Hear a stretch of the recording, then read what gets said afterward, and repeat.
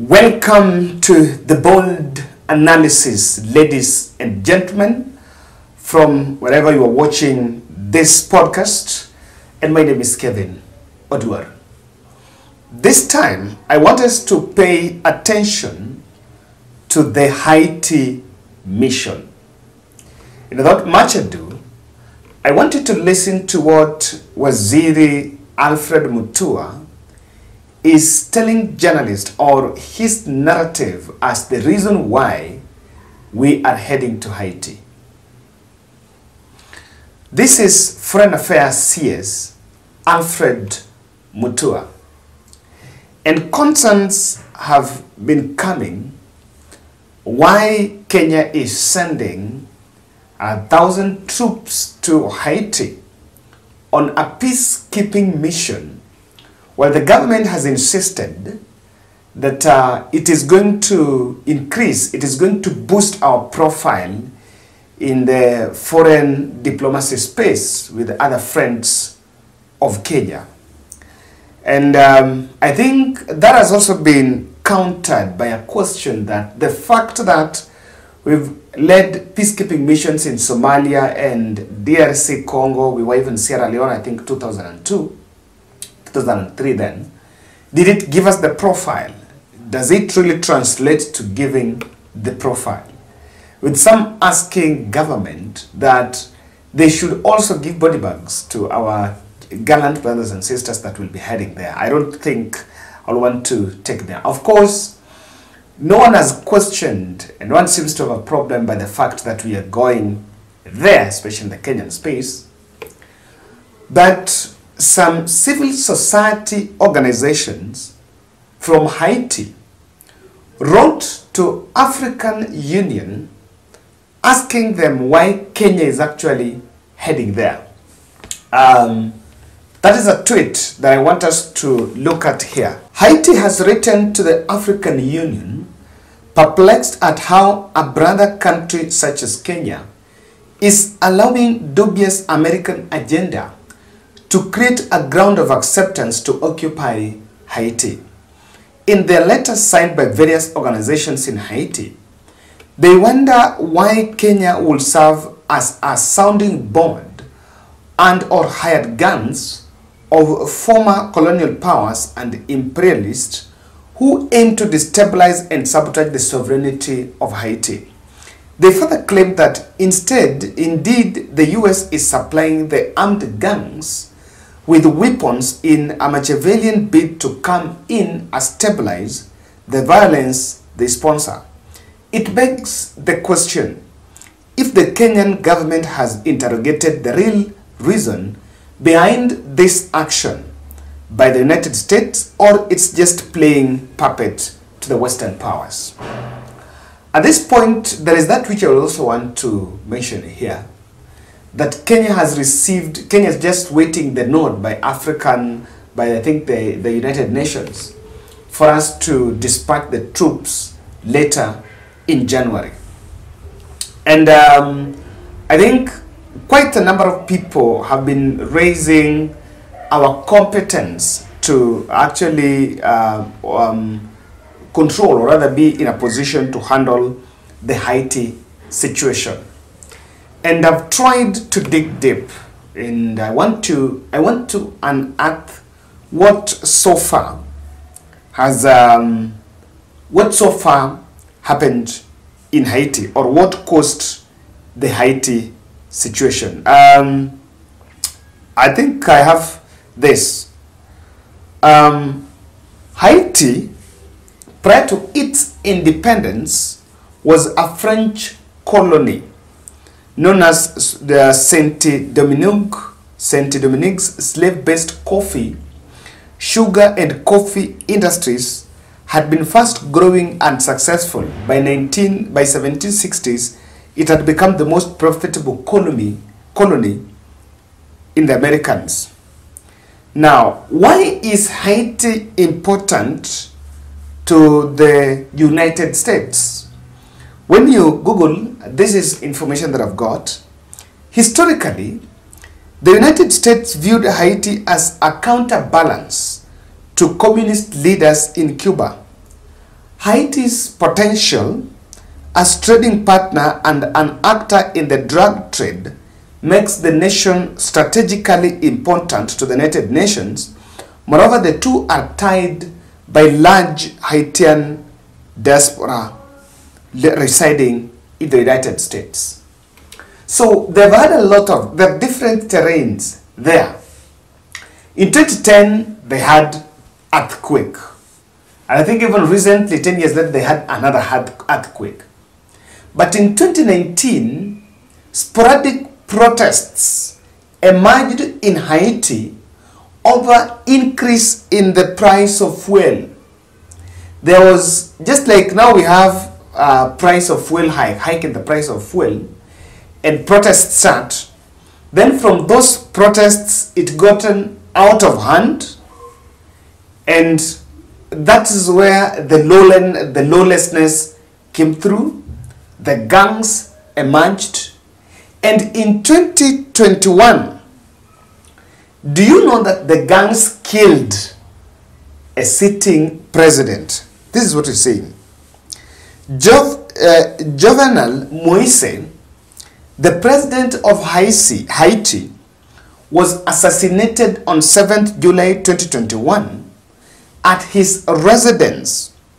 A group, and I want you to get this, a group of 28 foreign mercenaries, mostly Colombians, are alleged to be responsible for the killing. First Lady Martine Moise was also shot multiple times in the attack and was lifted for emergency treatment in the US. Later in the day, the General Security Unit of the National Police, headed by someone called Dimitil, killed 3 suspected assassins and arrested 20 more. A manhunt was launched for other gunmen as well as the masterminds of the attack. Haiti Chief Prosecutor confirmed plans to question top bodyguards because none of the president's security guards were killed or injured in the attack. US authorities have arrested some people allegedly involved. So look at it. These gangs that allegedly has actually took hostage of Haiti, killed a sitting president. Now I've read their hierarchy, leadership here is, so they don't have a president, but they have a prime minister. So it's a semi-republic, controlled by gang, controlled by some semi-presidential system, prime minister. The prime minister was appointed after the death of the president and is just leader of government. So as we speak, leader of the assembly. But as we speak, Haiti do not have a government. That you can, in Kenya, if you come to Kenya today, you'll be received by the president and you're guaranteed of safety and security. Now, those people that Nani is saying, that Mutua is saying are the ones that are going to control or the ones that are going to help, are not fully in control of Haiti as a republic.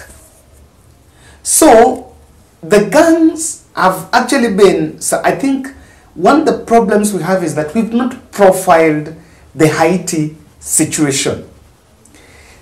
Some people are making jokes that I don't think what awaits our soldiers there is what has been happening here when we're handling protests, where we've called them stone-throwing protest. Stone-throwing protest here is where they throw stones and maybe get to the hideout and then come out. But those are people that are entrenched. They fight. It is not that they are going to throw stones then go back to hide. That is their place. No one exactly knows the size of the gang. The population is around 11 million. If the gang that killed president could have machineries from another country, then here is Kenya going there. Aren't we sure that Colombia might also send their troops, might also send reinforcement to those gangs, the way there was one of killing the president? So there is that is another problem. Second concern is about the language. And let me just, I'm telling you, you have a problem. Haiti is speaking French. Someone might ask, why is this concern not coming about DRC? DRC is French Swahili. So, allegedly we've been told that there are 1,000 soldiers that are going to be deployed there are currently undertaking a training in French so that they know how to speak a French. Do you want to tell me that you can take 4 months for members of Kenya police or the ones that are going to be dispatched there to be trained in French and they go there and be able to communicate French? Someone was saying that speaking another or learning another language is not as simple as understanding some military or some training, some gang management tactics in the bushes. Understanding another country is more of an intellectual capability. So we are going to a country where we don't understand. We don't understand their language. Now, apart from United States that have also given us, I think there was some 14 billion that has been given to us. I don't know whether it's captured as military aid or something. It's not attracting much of that goodwill. No any other single African country has lauded Kenya, even in its space to be, in its bid to deploy officers in Haiti. So if they're lone ranger in this, it's a mirage that many are trying to, it's a riddle that many are trying to unravel. Out of the 55 countries in Africa, why is it that it's only Kenya that is sending troops there? Why? US gives military aid to Egypt, and Egypt is top 5 in Africa in terms of the military capability, but they are not taking their troops there. They are not coming out of it. Number 3 is, I know that one of the roles that have been said there is number 1, protecting government institutions there. There is going to be access to humanitarian aid because there is a humanitarian crisis there, so that they get food. Number 3 will be rebuilding of the country because it has been destroyed, the structures that were destroyed by the earthquake, and of course due to that there is problems. There's a space that are destroyed by the earthquake, and apart from that earthquake, even the gangs also destroyed. So those are some of the roles, and number 3 will be countering the guns. Look at this tweet by Oduor. Just so you know, CS Dr. Alfred Mutua, if you decide to proceed with that misguided decision to send up pro-police to Haiti, about 200 armed gangs are waiting for them. The gangs are armed with weapons of all manner, none not the stone-throwing protesters in Kenya. The gangs have permitted the security forces in Haiti. They even killed their own democratically elected president. I wish no one death, but gloom is waiting. Just don't send our cops to be killed in Haiti. It is very true that it's not getting goodwill that many would actually expect. And maybe there's something that Ruto team administration know more than us. But we have just read, and I can tell you, with the concern crisis in Haiti, you realize that it's just more than sending the police. It needs a bit of goodwill. And already, there's signs that they're not accepting it. You know, they're not accepting it. It's about us re-examining and want to believe as we get towards making that deployment in January, maybe structures will be put